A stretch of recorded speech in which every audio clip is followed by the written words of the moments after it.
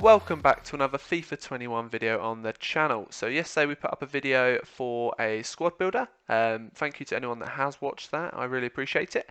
So today we are going to be doing a trading video, which is one of the most popular areas or topics of FIFA Ultimate Team. It can be quite a tricky thing to do, but I think if you just follow these tips that I'm going to give you, it is a pretty straightforward method. And if, like me, you don't want to be spending money on FIFA points this year, then this is a good way to go. So it will take some time and you'll need some patience, but you will save money, and that is the key thing. And as I say, it is pretty straightforward and can be quite rewarding. When you get those big sales, it is very satisfying. So let's get straight over to that.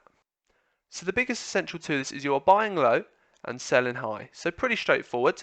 So for example here, as you can see, Paco Alcacer at the time of this video is selling at a buy now price of 1,400 coins. EA do take a tax of 5%, so it's very important to remember that when you're buying these players.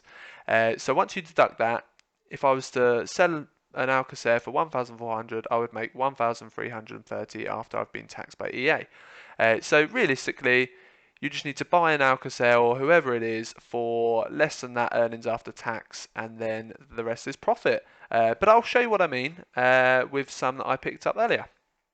So one daunting thing when it comes to trading can be who to trade. So, I mean, realistically, you can trade absolutely anybody, but some of the more popular players, popular leagues, popular nations, are going to be increasingly hard to trade just on the basis that a lot of people are going to be buying them. So yes, you want to try and steer clear of those. A good place to go is on Futbin, which I've linked in the description below. They have a tab of popular players to give you an idea of who you can trade and who is good at the moment. They're constantly updating that, so it's worth having a little look at that, and that is where I tend to get a lot of my information from. So have a little look over there. As I say, the link is in the description for that one.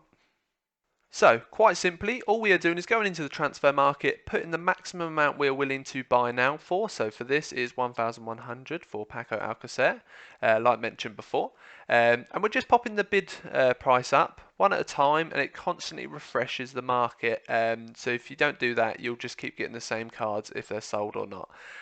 So as you can see, we've done it, and we've got one here for 1,000. You literally want to buy now, and you will make a little bit of profit. And then for me, I just list it straight away, so 1,400, and I put the minimum starting price at 950, so that at least I'm not making a loss. And you'll see with certain players, they'll just keep coming up, and you'll be able to snipe these pretty easily.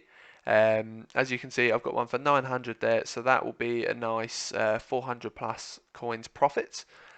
One thing to note with this, you will not make massive profit margins straight away. If you've got less coins, don't expect to be getting like 1,000, 2,000, 3,000 coin profit straight away. But once you get more coins, you can start doing this with more expensive players, and those profit margins will get bigger, which I have been able to do myself with a few players. I've stepped away from Alcacer, and I'm now looking at players where I'm getting 500, 1,000, 1,500 profit coins. But it all depends what you can snipe. As I say, in this, it's like 950, 1,100 are the prices I was playing for these. But it's profit, and you grind it out, and eventually you are going to be making coins. Another way you can do this is you can go into the bids and try and outbid some people. This is what I've done here with these players. I didn't record this part, but I basically just went through, chucked a load of bids down, and managed to win a load of items. So for example, you can see here I've won them for 950, 800, 850. So don't always have to look at the buy now avenue. If the buy now isn't really leading to anything, have a look at the bids and see if you can pick up some. I put quite a lot of bids on, as you can see, and I won quite a few cards. And of course, I literally just waited until they'd all expired and then popped them on the market, all for the same price, 950 start and 1,400 buy now, because that is what I was looking to sell them for. So that's pretty straightforward. So give that a try if the bids, but the buy now isn't working. 1 hour later.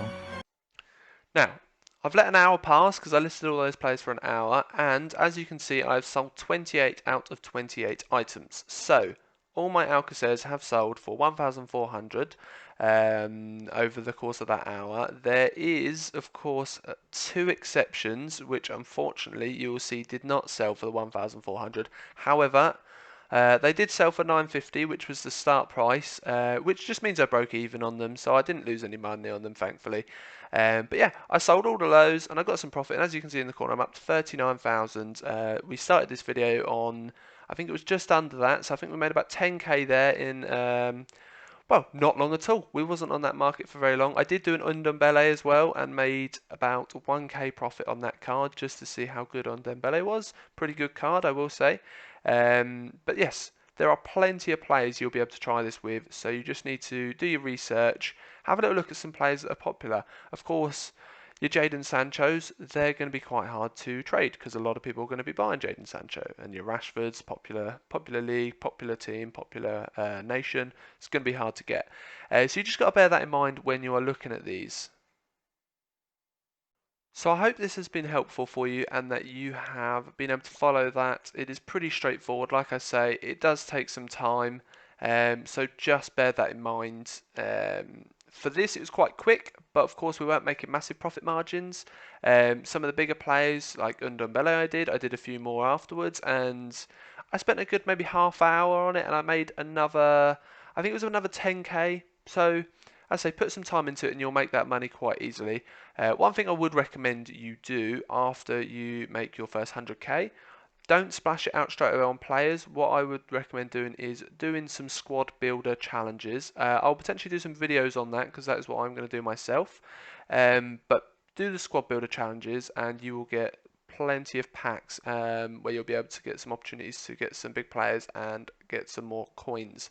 So they are always worth doing. So I hope this has been helpful. If it has, please like and subscribe if you haven't already. And I'd be interested to hear your thoughts.